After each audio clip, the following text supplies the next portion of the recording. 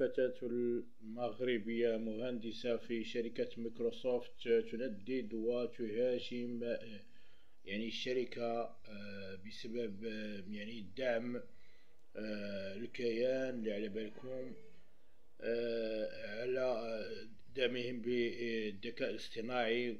ما هي في نفس الوقت انفعلت على موظفين، انفعلت على حتى هذاك المسؤول على شركة مايكروسوفت، يعني بالشجاعة وضحات بالمكانة ديالها بالوظيفة ديالها من أجل نصرة المسلمين اللي يقتلون في غزة. إخوان، يعني هذه شجاعة، امتهال. مهندسة مغربية ترفع لها القبعة، ونحن فخور بهذه الشجاعة ديالها يا إخوان. واللهم انصر جميع المسلمين.